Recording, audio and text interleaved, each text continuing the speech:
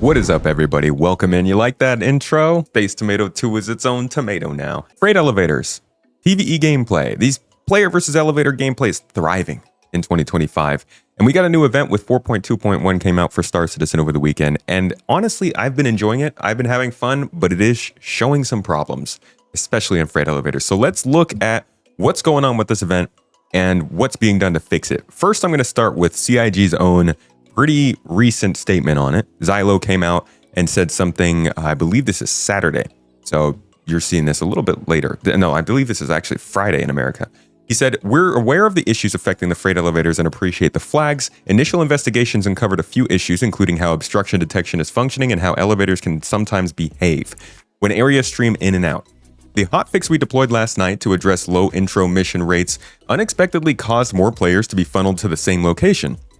This isn't the intended behavior, as the system is designed to distribute players more evenly, and we're currently validating a fix that we intend to roll out directly to live." Now, I think that they have some things they've talked about in the past that would fix this regardless of these bug fixes, regardless of the state of the game right now, but we're not getting them. Features aren't coming out that would make these things work better, and I think this is once again showing the difficulties of a year that's so focused on playability and less on that forward progress of features.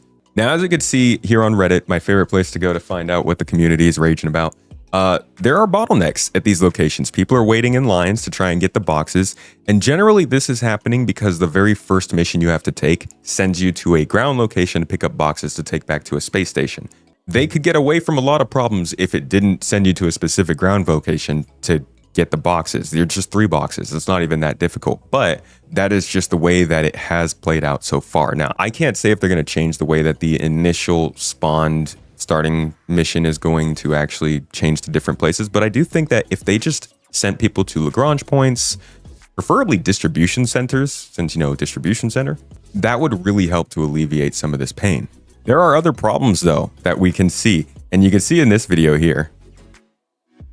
Getting rammed on the pad, people are acting like people, right? And one of the biggest things you have to worry about in an MMO is there's a lot of people. This is why a lot of people want their own private servers. I do think that instead CIG should focus on fixing these servers and making sure that these things don't happen as much. Now, one of the problems I've had is the Armistice zone blocking the tractor beam, right? Once you get off the landing pad, you can't use the tractor beam to move the boxes, and when you need to move 200 SU of boxes, that could be a problem. It's also a problem because a lot of people are leaving ships parked on the landing pad. That's probably what this Polaris thought maybe was happening with this cat, or they're just impatient. But ultimately, a lot of people will leave their ship there.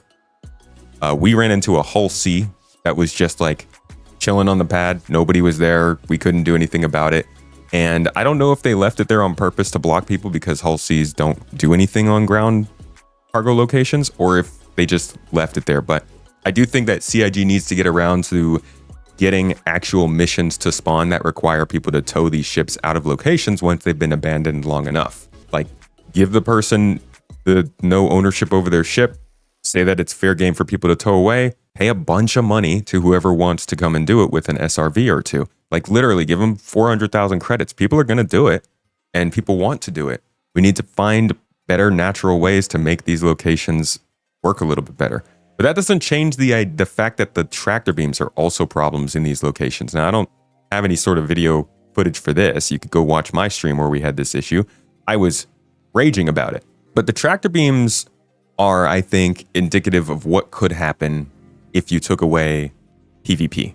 You took away peer-to-peer engagement and interaction. If you don't want people to be able to PvP engage you, then we would have to have Armistice zones like they do around these locations. But then when you have these Armistice zones, suddenly there are a bunch of artificial rules posted on how you can use your tractor beam. And this could be a problem long term if you want to use your tractor beam to do something super basic that you thought would be possible. So I think they need to be careful about that, but they also need to figure out a better way to have these locations defended and free for activity. Like, put some turrets up around here. We know turrets are coming in 4.3. Start putting up defensive turrets and figure out your law system. I know there will be glitches there, but we need to start moving forward on this stuff. And again, it's feature stuff, right? It's hard to keep saying we need this stuff when I know for a fact that features are just not the focus this year. But going back to the main problem that I think most people have, when you look at these comments, it is the fact that they're just all being funneled into the same locations as everyone else. This person said, I wish they had made the intro mission from station in the hangar to station in the hangar. Keeps the event from being bottlenecked by a single borked step when you had a functioning step available. Next one, excellent. Distributing the cargo jobs to more locations and fixing the elevators ought to make this more playable. And honestly, I agree. I think this event is pretty freaking great. This is the kind of gameplay that people want from Star Citizen. It's the sort of thing a lot of people join Star Citizen for. Collaborative gameplay in the industrial or combat sector that allows you to earn and progress in space, doing what you like, without a lot of rules keeping you from, like, the fact that you can go and hijack somebody's ship, or you can go and like take the cargo out of a ship and deliver it, or you could go and steal the ship and deliver it. And maybe by the time we get Maelstrom and a little bit better repair gameplay, maybe you can find a broken down ship and you have to repair it to be good enough, and then you can go back and deliver its stuff or take it yourself.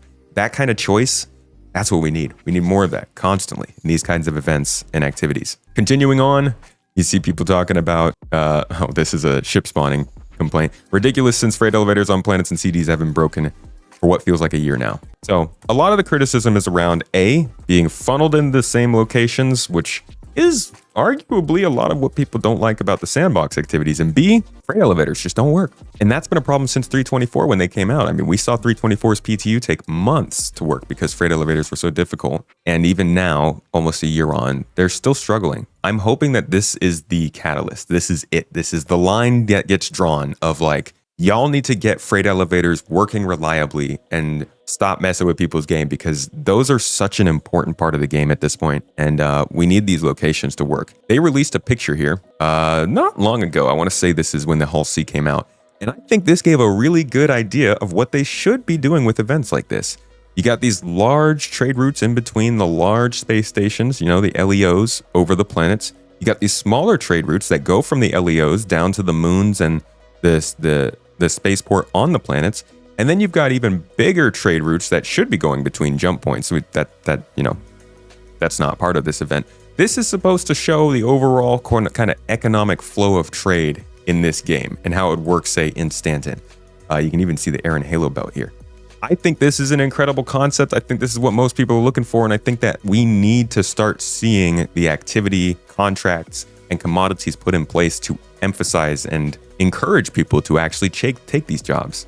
It's not as simple as just telling folks that these trade routes are here. There needs to be incentive to take them. And I think that there are a couple things that CIG is working on that will help with this stuff. But again, folks, the features are killing us right now. Think about it. If we had Starkitect, okay, if it actually worked how they want it to work, we'd have so many more locations. And not only that, they would probably be built on a system where they're all actually at feature parity. So if they wanted to make trade routes or commodities that need to go to those or come from those locations, you could probably do it. And Starkitect, from the way they say it, seems like it should be able to at least double the amount of outposts in Stanton. It's all speculation and it's based on what they say, which, you know, CIG. But still, going by just the design that they're talking about, it does seem like that would be a huge help to something like this.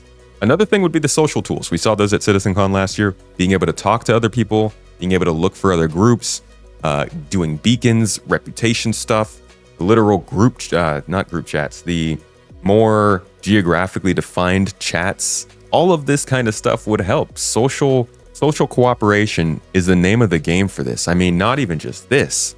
We're talking about cooperative zones in 4.3. They want people to work together, but we're still working with a VoIP system that was made for 50-player servers, and that can't last much longer. The features are really hurting this right now, guys. Another thing that would probably help with this is StarSim.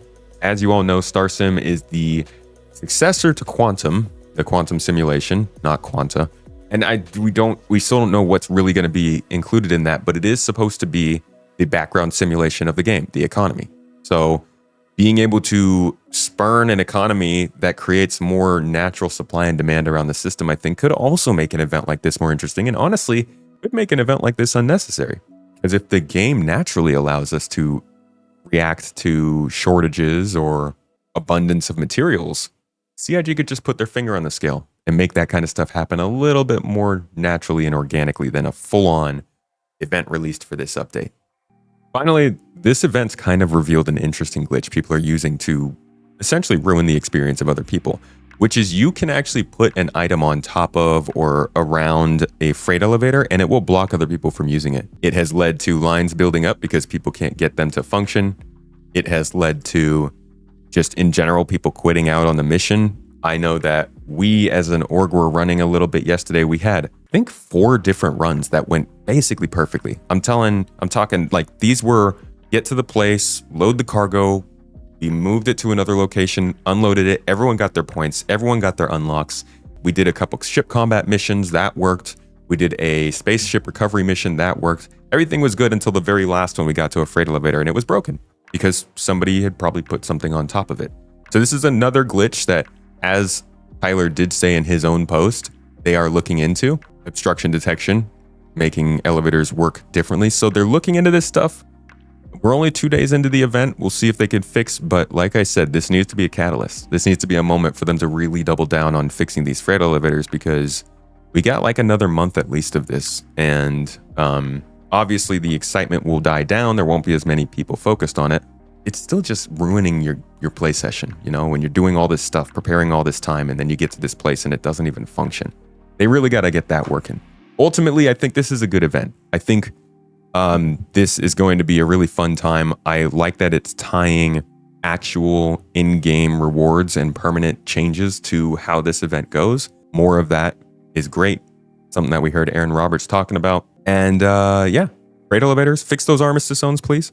And honestly, guys, try it out. I would say if you're interested in Star Citizen right now, I would suggest trying this out. It's basically play whatever you've been doing in the game as long as it's not salvaging, and you can unlock some permanent rewards for yourself. We just need CIG to give us more reliable releases with this stuff. And maybe that means the PTU is not being used correctly. Maybe that means the coordination is breaking down a little bit on these small little bits of code that are coming through these releases with so many people spread across so many studios. Perhaps they missed something. I don't know. But in the year of playability, we definitely need more stable drops. Although I do appreciate that they're quickly getting on top of these things even over the weekend to try and get them fixed. Regardless, that is the latest drop I have on news about this event. I will follow up on this on Monday if we see another update, and I'll try to keep you guys up to date day to day on how things are going with Star Citizen. Thanks for dropping by.